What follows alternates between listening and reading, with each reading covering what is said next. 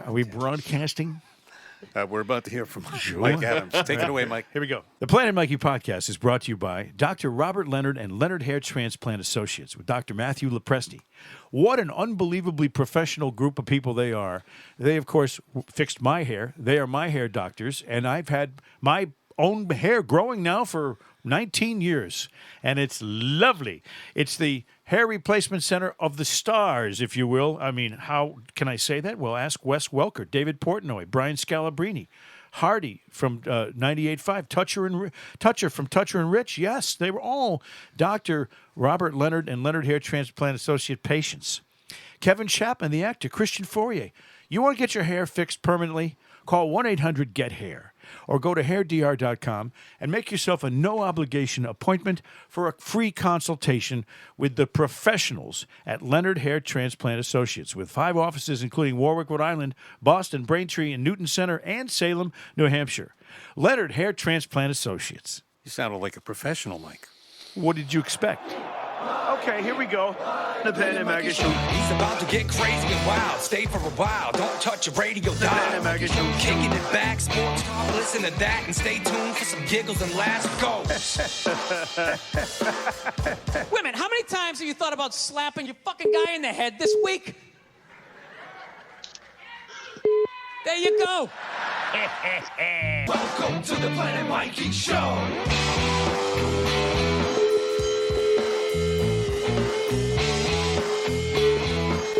My microphone's not on. Yeah, it is. And we have an incoming call. I mean, Jesus. Oh, we do?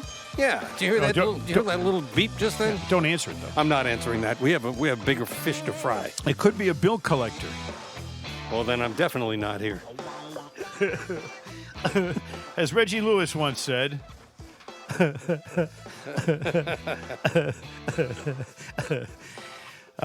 back. By the way, I was gone for a week, and it was because of an illness in the family. Me. I'm part of the family, and I was ill. And I haven't been sick in so long. And my son Willie got the type A influenza. Gave it to my wife Christine, who gave it to my son Andy, who gave it to me, and all 4 of us were sick at the same time. I will say this though: I had the flu shot for old guys, the one that really is a very strong flu shot. So I didn't get super bad symptoms, and I feel like 100, maybe 105% right now. Ooh, that's good. Yeah, so this should be a fabulous podcast for a number of reasons. Bill Smith, Thank you. he's the one over there. Ben Kitchen, Hi. he's the one over here. And live via a technology we like to call the phone, Yeah. we have Chris Price with us. Now, Christopher Price, if you're going to read his new book, you want to make sure you call him by the right name. Chris Price was telling me that when he's an author, he's Christopher Price. Right, Chris? Yeah. You know, it's for. I changed my byline back in like 98 or 99. Yeah. But you know what? If I'm talking to people, Mikey, we know you. I know Ben. You know what, guys? Just call me Chris. Okay, well, Oh, thanks, because that would save us a couple of syllables every time we mention You know why he does Christopher Price? It's an Why? extra $10,000 over Chris Price. There you go. seriously. There you go. It's all about it, man. It's all about the money. You know, the other thing too, and for like 2 years in prep school, I was called Topher. Huh? If you take the second half of Christopher, as opposed to Topher. just calling me Chris. Well, yes. My Yeah. brother's name is Christopher, and my mother called him Christopher the Gopher. Yeah. Well, he had these teeth you wouldn't have believed. He used to bite a lot of really odd things, too. But, yeah, no, my older brother, Chris. See, here's the problem my family was. Chris Adams, my older brother, when I met my wife, Christine, and everybody called her Chris, I said, we can't call you Chris Adams because it'll sound like I'm marrying my brother. So I called her Chrissy, and she didn't like that because it was like Three's Company, you know. So now I have to call her Christine every time I open my mouth and talk to her. It's unbelievable. I dated a girl named Kristen, and the people, when we would go to like Thanksgiving or Christmas or whatever it was man Chris and woman Chris. That's the way people used to introduce us. So. Now, did you have to prove which was which at any given time? No, You didn't have to pull thank down goodness. Yeah. You know, that reminds me, though, it's the Christmas season is upon us, and I saw, I think, the greatest name ever for a pizza place, and I don't know where I saw this, at Cape Cod, maybe?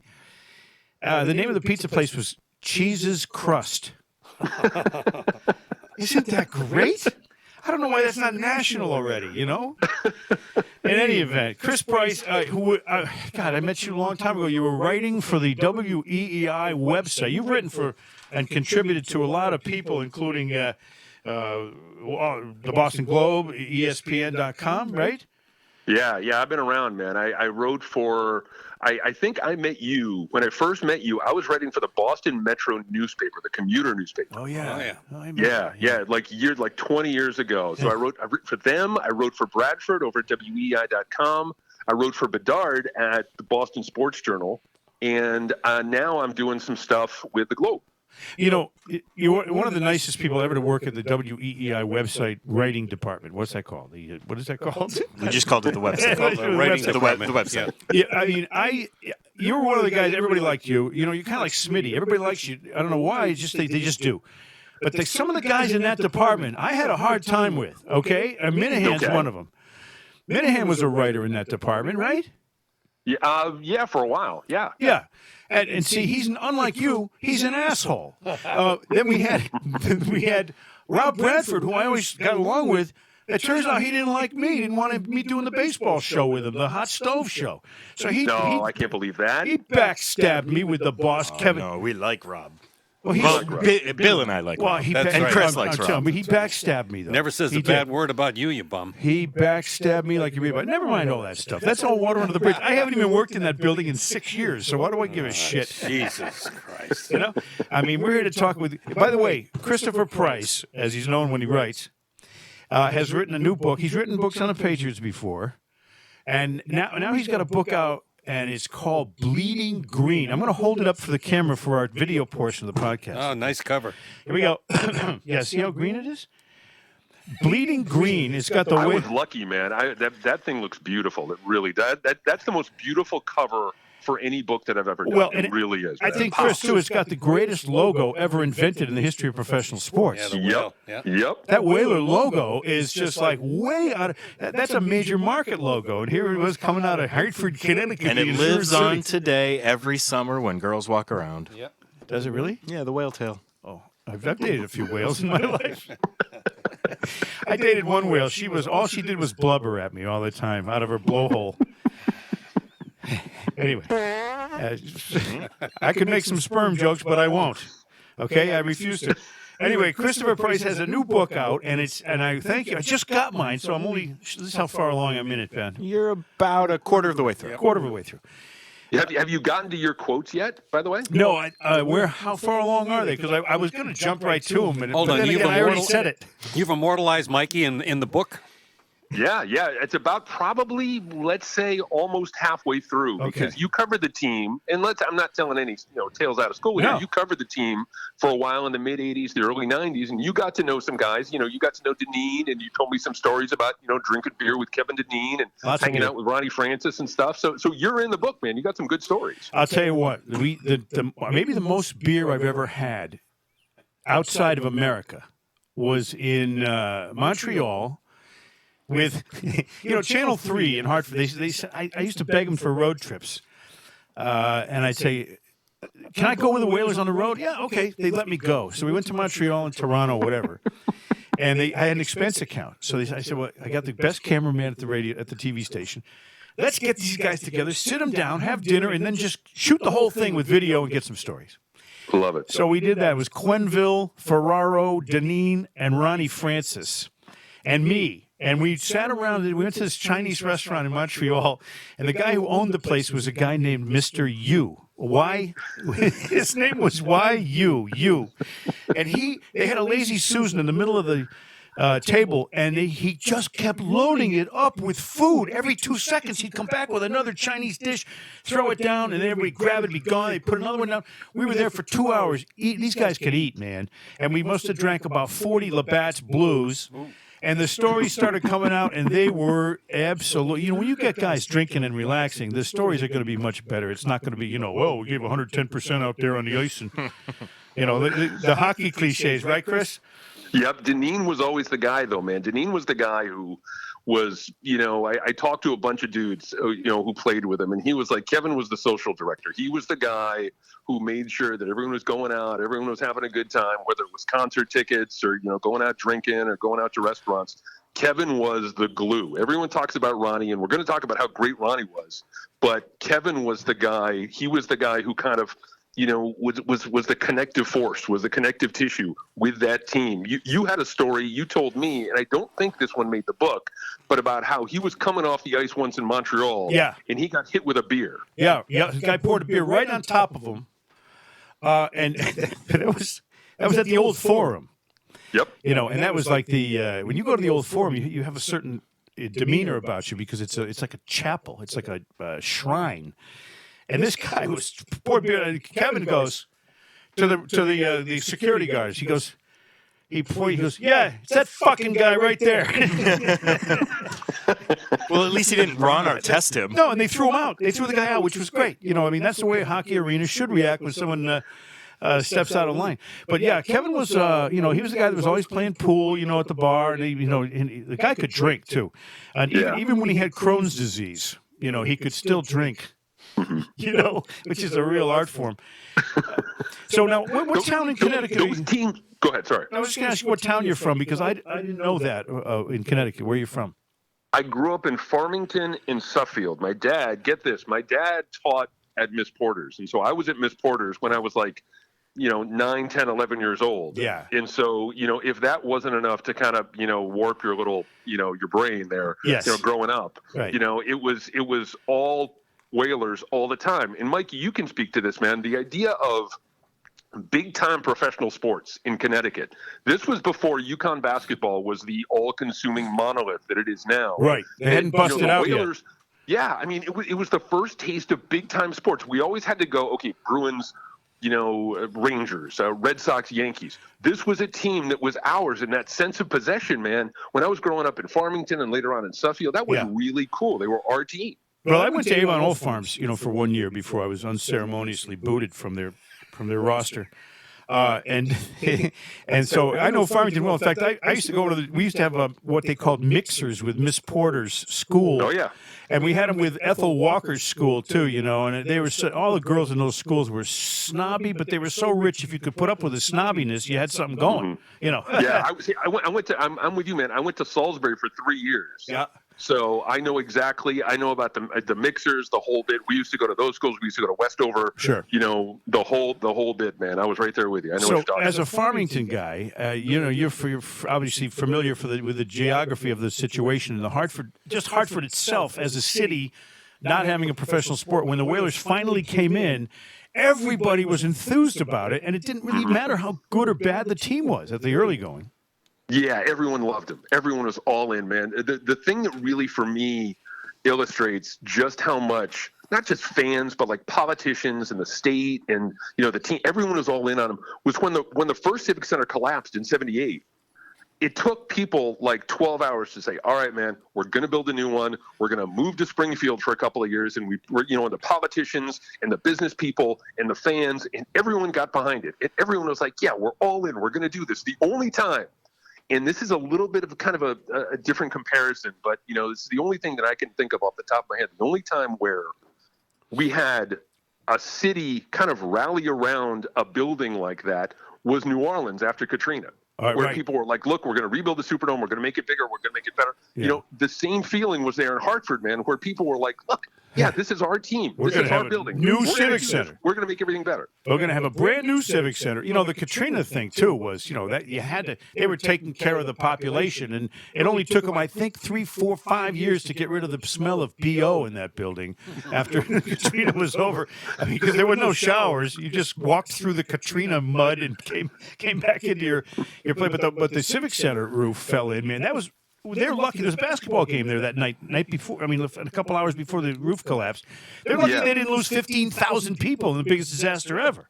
Yeah, that still blows my mind that even though that happened, it happened overnight. It happened after a UMass-UConn basketball game, and no one was killed. There were 4 people in the building, and they escaped unharmed. Right. But it was just this big, it could have been so much worse. That's one of the things I say in the book. It was horrible. and they lost the building, and they had to rebuild, and it took a lot of years. But it could have been so much worse. It could have been the worst disaster in American sporting history. That's right. Could have been. It would have been parallel to that. Remember that? What was that movie about the blimp coming into the Super Bowl and Black Sunday? Oh, God, that was who came up with that awful idea? I had nightmares over that. I've been in 3 blimps. I piloted a blimp one time, and I'm thinking, all I could think of was, what if I crash this into a stadium somewhere?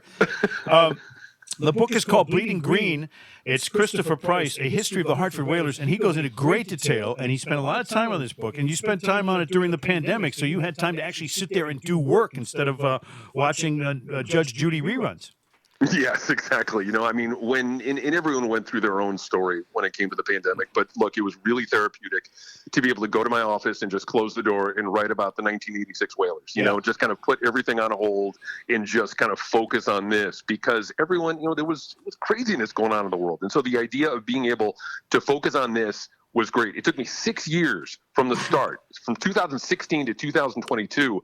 And it was worth it, man. I talked to almost 100 people, including you, Mikey. You talked to so many people. Players, owners, fans, media, all sorts of people. Everyone gave me some great stories. My first time, this is an honest to God truth, first time I ever went to a professional hockey game was when I covered one for Channel 3.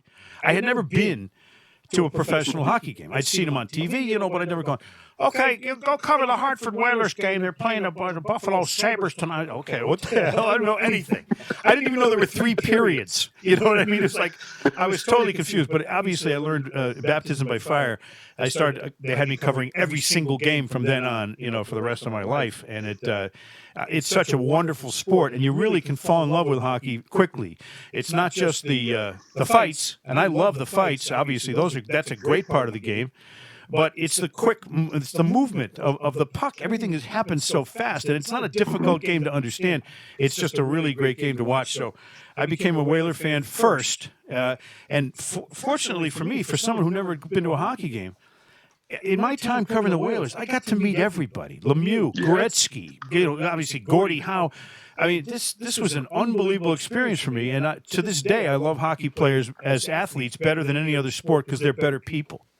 Yeah, and one of the things, Mikey, and you could speak to this too, the idea of the community, and that's what still kind of blows my mind a little bit, that you could walk down to the corner, so you could walk to Stop and Shop, or you can drive down to Stop and Shop or whatever, Big Y, and you would see Dave Tippett, that these guys were out in the community all the time. They played golf. They played charity softball. You might even see Dave Tippett without his teeth in, and that's a real horrifying experience. But these guys were out in the community, though, man, and it was common to see those people, the players. Jordy Douglas tells a story about how they were driving back and forth on I-91 when the Civic Center collapsed and they were playing up in Springfield. They would stop at Wendy's, and Gordie Howe would walk into Wendy's and buy everyone Frosties and stuff. And so the idea of that community, Howard Baldwin uses the phrase that Hartford was the Green Bay of hockey. And, it's a little bit of hyperbole, but it's not actually too far removed from the truth because it was that great community. Yeah, it's a pretty accurate statement because of the type of community. And Green Bay is not Milwaukee, Yeah. But the Whaler team, I got to know a lot of the guys really good because I was over there every single day. There were practices, and so you get to know the guys a little bit differently when you're there all the time. And excuse me, some of the guys that were my favorites were obviously Ron Francis. You can't find. By the way, he's maybe the most difficult hockey trivia question. When you ask anybody, okay, Wayne Gretzky's number 1 in the history of hockey in assists. Who's number 2? They never come up with Ron Francis. Mm-hmm. And he's number 2 in the history of the game. They say Messier, Lemieux, they name everybody but Ron Francis. That's the type of player he was. Unselfish, give the puck up for the good of the team. He was huge as an assist guy and one of the nicest, most down-to-earth people you'll ever meet. He really was. He was the kind of guy, and you gave me the best quote about Ronnie Francis for the book, where you said, look, he would never let you down. You could hang your hat on him morally and athletically because he's a guy, he's going to go out and score 3 goals against the Islanders. He's going to say the right thing to the media afterward. He's going to know everybody's name. All the people who work in the building, he's going to know their name. Right. He's going to know, he's just one of those guys who gave the Whalers an identity at a time where they absolutely needed it, man. He was the best. He really, really was. And I still say that the trade to Pittsburgh was the worst trade in the history of hockey. March 4th, 1991. The pain. He was the worst. Eddie Johnson trades him to Pittsburgh, and everybody was saying, Eddie Johnson had been the GM at Pittsburgh before he came to Hartford, right? Mm-hmm. So the joke was going around in the press room. Well, Eddie spent years in Pittsburgh trying to build a winner, and then he came to the Hartford Whalers and traded Ronnie. And guess what? He's still doing it. That was a really bad day in Hartford, and Ronnie was beside himself because all he ever knew since he was 18 years old was Hartford Whaler hockey. Yeah, and it was funny talking to him, and you gave me some great stories about this, but talking to him, now he's still a little, not bitter, but he still wonders about the trade and why they made the deal. The best quote about that trade was given to me by your friend Pee-wee, Ray Ferraro, who said, everyone said that Eddie Johnson was going to build a Stanley Cup winner when he came to Hartford. He just didn't say he was going to build it in Pittsburgh as opposed to Hartford. Ridiculous. And by the way, the people involved in that trade, Ron Francis goes on to win Stanley Cups in Pittsburgh.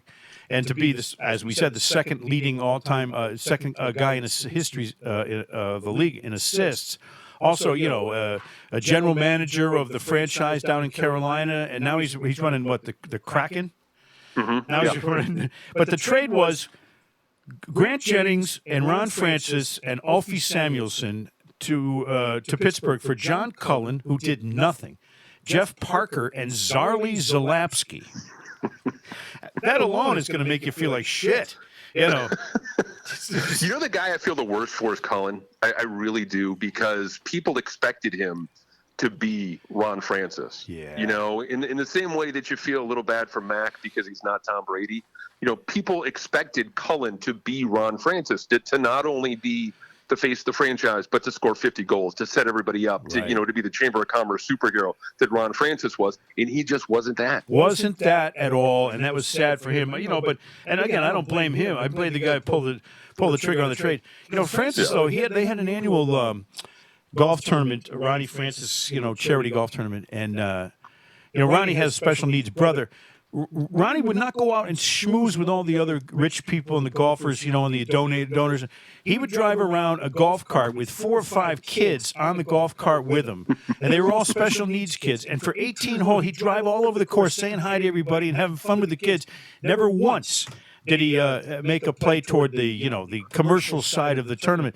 After one of those tourneys, my son at the time, Scotty, was 8 years old, I think. I love that. I love this story. This is in the book, by the way. I love this story. Okay, well, I think he was 8 or 9, maybe, and maybe even younger than that. And I said, "Come, Ronnie, I'm going to call my son and let's surprise him."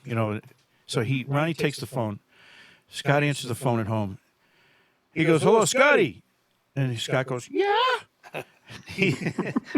Ronnie says, "Who's your favorite hockey player?" Scott goes, "Wayne Gretzky."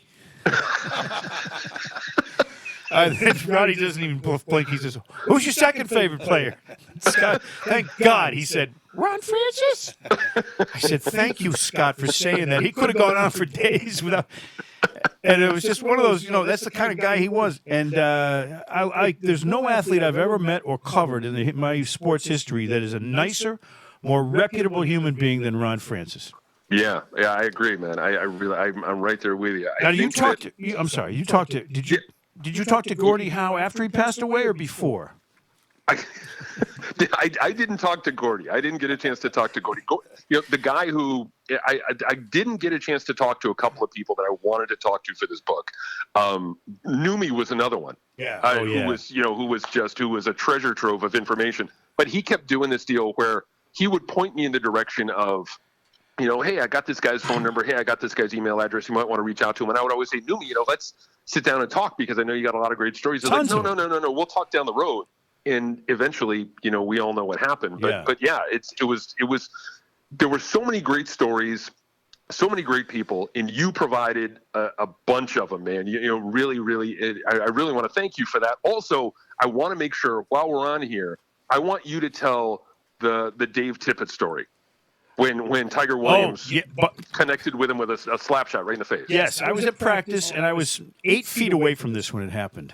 In fact, I was on the side of the ice. It was very close to this when it happened. And both guys from Saskatchewan, which is, if you want to find tough hockey players, go to Saskatchewan. You'll find that, and you might find a Holiday Inn somewhere that has a swimming pool, but that's about all you're going to find in Saskatchewan. So Dave Tippett, who's a real, but as a player, was a real quiet guy, you know. And Tiger Williams, who had a reputation, maybe the most penalty minutes at the time in the history of hockey. This was his final season, too. I think it was 87 or 8. And Tiger Williams was a tough guy. He was a fighter. Nasty person. So he took a slap shot from maybe 6 feet away from Dave Tippett, and the puck went screaming across Dave Tippett's face. Because Tip didn't have any kind of mouth. He didn't have any guard or anything. He just had the helmet. So the puck goes, you know, right into his nose, and you could hear the sound of the mushing of the nose. It just basically knocked his nose pretty much 3/4 of the way off his face, and the blood started gushing, and he skates off the ice because he's flowing blood. And it was a really honestly disgusting sound. And I turned to Francis and I said, "Oh my God!" I said, "Look, did you see that? Tippett's not. He's not going to play tonight." And Ronnie Francis says, "I bet you my house he plays tonight." I said, "What?" He says, "I will bet you my house he will be in the game tonight."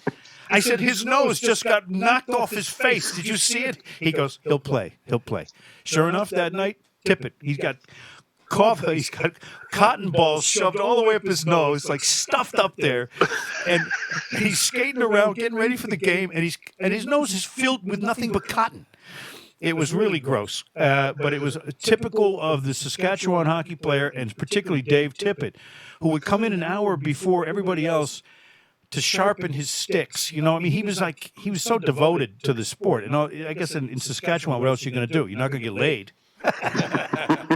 He was, and you used the phrase, man, he was a Saskatchewan badass. And that was something that really stood out to me. It was funny. I talked to Dineen about that, and Dineen's like, "Yeah, man, he was definitely a badass. He was a guy who hitchhiked across the country when he was a teenager. He hitchhiked across Canada when he was a teenager." And the roster was filled with guys like that in the mid-'80s. You know, they did such a good job. Emile Francis and Jack Evans did such a good job of putting together a roster of guys that were greater than the sum of their parts. You know, I always go back to the old Belichick phrase where, you know, it's not about collecting talent, it's about building a team. Right. They had a great team. They had guys like Tippett and Quenneville and, you know, just glue guys who were there to kind of contribute and make everything better, you know, in that, for me, those were the good old days, you know, for that team from like 84 to like 87 or 88. Yeah. That was as good as it gets when you're talking about hockey, man. That roster was fantastic. And I don't think it's any coincidence that literally like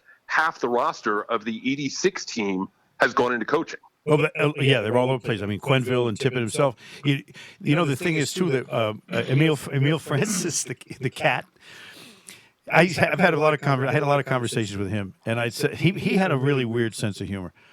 I said, "I can't believe you played goaltender in the National Hockey League with no mask." And he went like this. He said, "Yeah, it's all over my face." You can see it all over my face.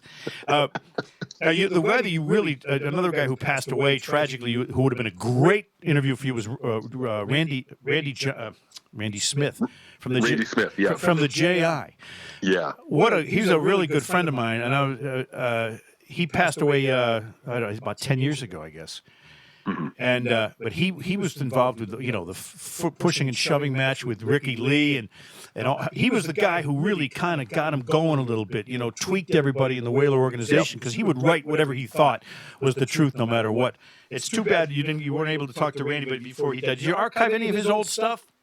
No, the JI isn't online, and so you can't find a lot of it. And I went back and I got a lot of the stuff, a lot of the stories, the current stuff from newspapers.com, and the JI is not on newspapers.com. That's a shame. So, because when I got busted at a car wash, they had that article in the JI, and I would have liked to go back and look at that archive. You know, I got popped in a car wash on 4/20, 1994, and the JI covered it like it was a big story for them. Well, it's that and real estate prices in Granby, right? That's what the GI's got these days. The Dean, I have a Dean Evison story for you. Dean Evison, of course, he was a nice guy, really good guy, hell of a golfer. So we're in the Greater Hartford Open long distance driving contest, the celebrity long drive contest at the GHO, and I go next to the last, and I hit the drive of my life, Chris. I hit a 310-yard drive, and it landed right smack in the middle of the fairway, and I thought, I'm in. I win. There's no one going to hit it more than 310. I mean, I'm sorry. Evison goes, I said, if you hit it farther than me, Dean, I'm not going to show any of your highlights on Channel 3 of any of your goals. He says, I may not score any more goals. Then he hits it 330 yards and blows past me, 20 yards past me. That guy could hit a golf ball, man. It was unbelievable. But the team was a team full of good guys. The book is Bleeding Green, Christopher Price. It's now available. I tell people how they can get it the easy way and the traditional way. You can go to Amazon.com and just do a search for Bleeding Green. You can get it there. We were actually... For a while, we were the #1 hockey book on Amazon. We were, and I think Gretzky was #2. So suck on that, 99. and then you can get it at any great bookstore. The Boston area, the New England area. I'm doing some signings. I'm recording the audio-book actually this week down here in Connecticut. So that's going to be available soon. Soon as well. Well, that's good. Now, Gordie Howe, I spent a lot of time with him. We played a lot of golf together. At various times, and so when Gretzky was about to break Gordie Howe's record, and Gordie was following him around at different games to be there when he broke his record, he came through Hartford, Gretzky did, with the L.A. Kings, and my son Scott had an L.A. Kings 99 shirt, and we were waiting for Gretzky outside the locker room, because, hey, I was connected, I had a press pass. So here comes Gretzky, okay, he signs the shirt, 99 Gretzky shirt. And then right behind him, about 30 seconds behind him, was Gordie Howe. So I said, Gordo, come here, make this shirt worth something, will you? And so he turns my son around like he's going to sign the back of the shirt, and he's got a Sharpie in his hand, and he signs Scotty's neck. He doesn't sign the shirt, he signs his neck. And said, so Scott didn't wash his neck. Obviously you bring that one to school and you say, look who signed my neck, Gordie Howe. So we were playing a softball game. It was a Whalers alumni against Channel 3 for charity or something, I don't know. And Gordie, we're all done, and Gordie's signing a whole bunch of autographs. He sits down at a picnic table. Before he sits down to sign a bunch of autographs, he grabs Scotty in a headlock. And he sits down, and he's signing for like 20 minutes with my son in a headlock. And he wouldn't let him out. He kept signing. He's going to be pissed. Then he gets up and walks toward his car, and he's still got him in a headlock. And instead of walking directly to his car, he walked him directly through this huge puddle. It was in the parking lot. So Scott's feet got soaking wet. And then he lets him go finally. And Gordie gets in his car and drives away, and we're laughing. And we get in the car, I'm thinking, Scott's going to be pissed. Scott turns to me and says, Dad, Gordie Howe had me in a headlock for half an hour. He was so thrilled, But I really love it. Can I tell my favorite Gordie Howe story from the book? Yeah, sure, of course. Dave Diebel, who played with him for a couple of years in the late 70s, told me this story. You'd be in the locker room between periods, and the Whalers would be getting their ass kicked, and Don Blackburn, the coach, would be walking down the line saying like, Diebel, you suck. Antonovich, you suck. And then he would get to Gordie, and he would look at Gordie and just kind of keep walking. Hi, Gordie. And he would keep going down the line and kind of cursing out the rest of the guys. And then Gordie Howe leaned over to Diebel once and said, Kid, don't listen to the coach. They don't know what the fuck they're talking about. Gordo was tremendous.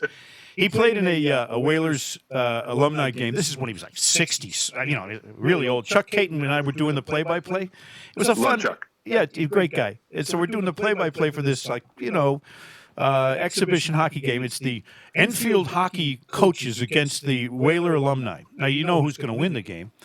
So one of these guys was a real hard ass, one of the coaches, and he ran into Gordie and spun him around against the wall. I don't know why he did this, And then so Gordy grabbed him by the shirt, skated with the puck and the guy. He's got the guy in his left arm, and he's got the puck in his right. He shoots it over to Peterson. Peterson shoots and scores. And then Gordy just turns around and pushes the guy against the wall, and the guy starts like fighting Gordy. And Chuck Kate goes, Lord. I'm not sure that guy knows that he's got Gordon Howe locked up there. And Gordy's just looking at him like, do you really want to do this? You know, it's Gordie Howe, man. Oh, I love it. I love that guy, and I miss him. I miss him a lot. One of the great. Now, you have anything going now with the Patriots? You've written books on the Patriots as well. I know you know a lot about the National Football League and the New England Patriots franchise. But did you see what Brady did last night? Yeah. It was, I think there is, and you get this now when you're watching Mahomes, just that air of inevitability where you go, look, this game is, it doesn't matter who the opponent is. They're interchangeable. It's like the furniture in a great scene on Broadway. It's, Brady's going to deliver in the clutch. He did earlier this year in that game against the Rams. He did it last night against the Saints. It's a done deal. And he can still, the fact that he can still get it done, I'm not shocked at all. No, but it's not shocking at all until it happens again with 3 seconds left, and you say, "What's with this guy?" Yeah. This guy's unbelievable. The great rumor, though, Mikey, is that all of the verbal bouquets that Bill is tossing at Tom and Tom is tossing back at Bill. He's coming back? This is the setup for next year. And I'll say this, man, covering the Patriots for almost 20 years, absolutely nothing surprises me because inevitably you say, well, the Patriots would never do that. And, they turn around and do that. So I wouldn't rule it out completely. But look, I think it's the best way. Look, as a sports writer, you're rooting for the best possible story. Sure. And that's the best possible story under any circumstances. But the guy keeps putting exclamation points on his own unbelievable story. And it's, you say, well, okay, he's all. Yeah, well, the other guy's putting question marks on his. I know. But they're both teams are 6-6. You know what I mean? It's kind of ironic that's the case. My biggest question would be if that does happen, if Brady does come back, do you think he looks at Matt Patricia and says, no, you're not calling plays for me, pal. No, we're doing something different. I'm not going to take my play calls from some guy who looks like Stromboli from the Pinocchio movie. That's not going to happen. Christopher Price, as you would see on the cover of the book, it's the full Christopher. Yeah, Christopher the Gopher. Salisbury, huh? Salisbury. What was your nickname over there? Salisbury what? The Salisbury Raiders, I think, if I remember. Wow, that was a long time ago, man. I think we at Avon Old Farms were called the Winged Beavers. I swear to God. That was our mascot. You guys would always kick our ass in hockey. I'll say that. You guys would always kick our ass in hockey, and I think more often than not football. Well, we called Salisbury the Salisbury Pussies, just between you and me. No, I'm just kidding. Those prep schools, sometimes they had some pretty nasty battles going on. Chris, you going to hang around for our musical segment here? I can hang around for another few minutes. Yes, sir. Yeah, well, this is only going to take 2 minutes. We got Joe and Jerry. They do our Castiglioke every single week, and we thought we'd spice it up with a little Christmas music. Here we go. Joe, Jerry. I'm right here, Mike. I'm over here too, Mike. Just hear those sleigh bells jingling and ring-tang-tangling too. Come on, it's lovely weather for a sleigh ride together with you. Outside, the snow is falling and the friends are calling yoo-hoo. Gee. Come on, it's lovely weather for a sleigh ride together with you, Joe. That's Shaw's. Giddy up, giddy up, giddy up, let's go. Look at all the yellow snow. We're riding in a wonderland of snow. Can you believe it? Giddy up, giddy up, giddy up, it's grand, just holding my gland. We're gliding along with a song, Joe, wintry fairyland. Our cheeks are nice and rosy, and comfy cozy are we. We've snuggled close together, like two birds of a feather would be. Let's take that road before us, sing a chorus or two. This song blows. It's lovely weather for a sleigh ride together with you. There's a birthday party at the home of Farmer Gray. He grows weed It'll be the perfect ending of a perfect day, Joe. I think you'll agree. We'll be singing the songs we love to sing without a single stop. At the fireplace, where we'll watch the chestnuts pop. Troop, pop, pop, pop. A happy feeling nothing in the world can buy. As they pass around the coffee and the pumpkin pie from Shaw's. It'll nearly be like a picture print by Courier and Ives. You know who they are, Joe? These wonderful things are the things we remember all of our lives. Just hear those sleigh bells jingling and the ring ting tingling too. God, I hate this song. It's lovely weather for a sleigh ride together. Screw you. Outside, the snow is falling. The friends are calling. Yoo-hoo! Come on, it's lovely weather for a sleigh ride together with you and Johnny Mathis, the African Queen, Joe. Well, you had to go there, Troop. That's nice. Guy's 90 years old if he's still alive.